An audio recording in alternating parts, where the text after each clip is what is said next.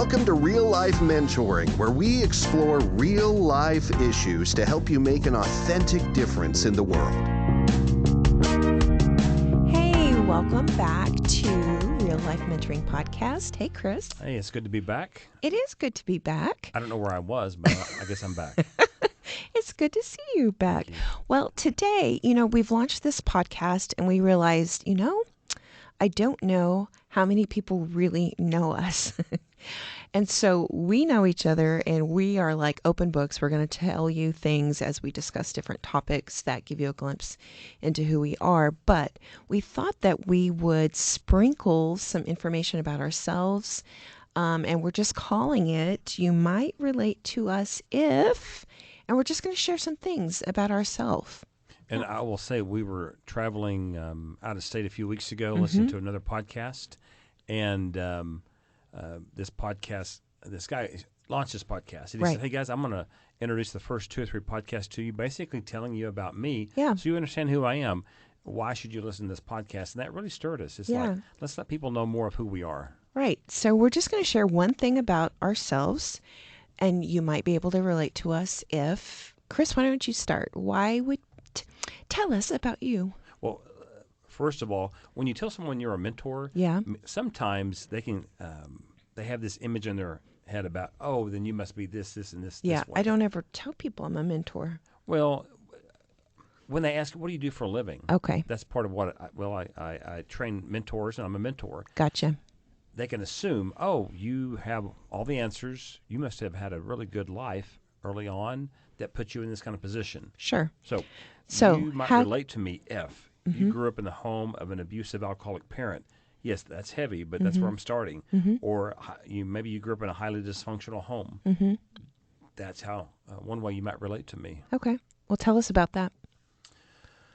Well, because in the home of an alcoholic or any home where there's an addiction that controls, that word, it controls pretty much everything. And so I would say I missed out on some aspects of my childhood. Okay. I had to grow up too quickly, take responsibilities like basically I'd have a part-time job, and many times it would go toward to paying the bills of the family.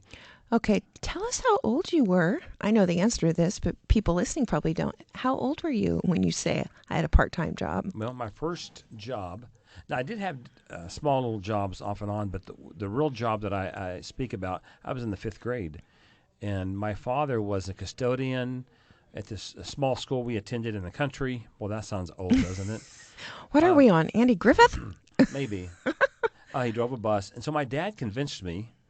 He said, hey, if you'll clean the classrooms and the cafeteria after school, I'll pay you. Okay, pause. Yes. You were in 5th grade. 5th grade. Okay. That's about 10 years old. You were in 5th grade. Right. And you were working. Right. Yeah. That's kind of messed up. That's messed up. Now, don't misunderstand me. It's great for kids to work, to learn some things, to earn a little bit of money, but not to support the family. Yeah. And I was taken advantage of. Okay. So what is the thing you were saying that we can relate to you if we've grown up in a home where there's been addiction? Is that what you said? Yes. You can relate to me in this setting if you realized you were codependent in some ways. Okay. Unpack that, because people may not exactly know. I don't know that I exactly know what that means. It's something like you get upset about something as the parent, the alcoholic parent, and I need to adjust myself to make you more comfortable. Okay. Instead of addressing a problem, we all kind of skate around, kind of dance around, as you would say. So what did that look like in your home? You never expressed your true feelings. Okay. Never. In fact, I mean, as a boy, you go, man, I want to share this. And at some point, you realize we don't do that in this house. Yeah. But so it stays in your head. And what that does, it really can mess your perspective of who you are as a person. Okay. And you feel like there's no place to just be yourself. So, we never talked about issues. Okay. We basically lived a life of dishonesty. Now, no one would have said that. But that's what if you can't express yourself honestly within a family because of an addiction or whatever dysfunction it is, that's dishonesty. So you could relate to me if you've grown up in a similar home. Okay. Christina? Yeah. What about you? I think probably you could relate to me if you moved around as a kid. So as I was thinking about this, I actually just wrote down all the times that I moved. So my dad was in the Air Force. I was born in Italy. Then we moved to Texas. Then my mom and I stayed in Kansas while my dad went to Vietnam. Then we moved to Germany, and so I did kindergarten through second grade in Germany. Then we moved to Montana. So I think I may have finished out second grade and lived there until fifth grade. Then we moved to Oklahoma, and we lived there from sixth grade to 10th grade.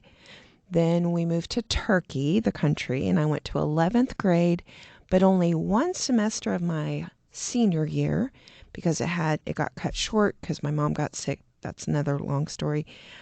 So I wrapped up my senior year in one semester, and all of those moves took place before I was 17 years old. Then we moved to Arkansas. I started college there.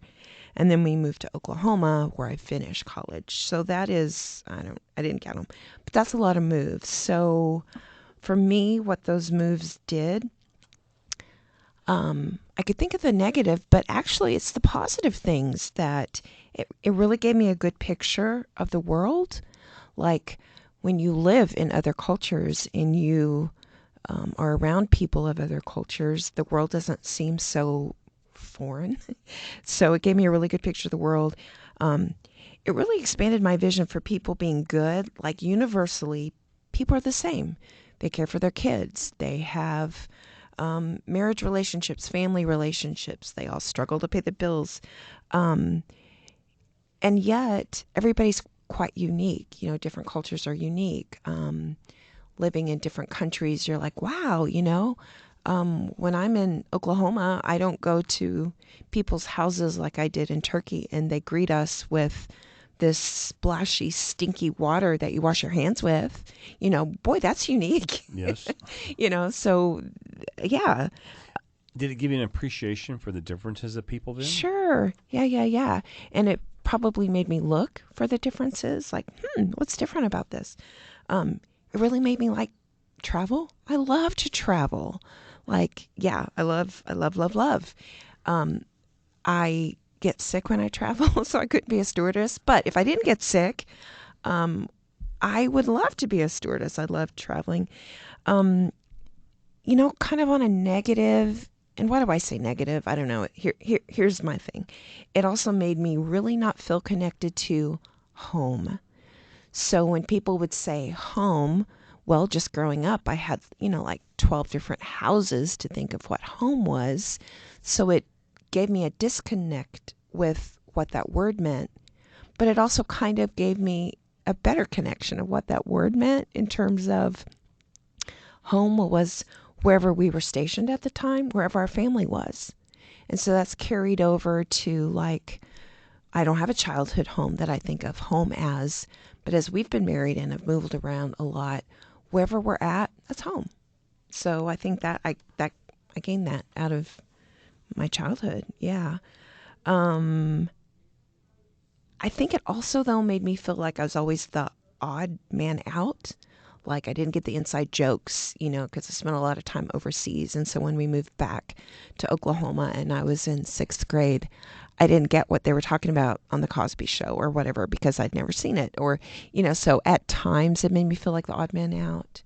So I think if any of those things are like you, maybe your dad wasn't in the military, you could relate to me in those areas. Well, I could relate to you because you know this. We moved around a lot as well. Mm-hmm. Not because. Are you trying to top my story? No, I'm adding to it. Okay. So we moved around because the rent was due, or because my dad lost his job, or my dad decided not to keep his job, and because of the dysfunction, we moved around a lot.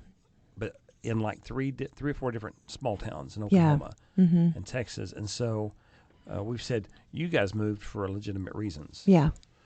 We moved for dysfunctional reasons. Yeah. So people could relate to that as well on both sides. Yeah. And both, I relate to some of what you said because you're always the new kid. Mm-hmm. I attended 4 different first grades.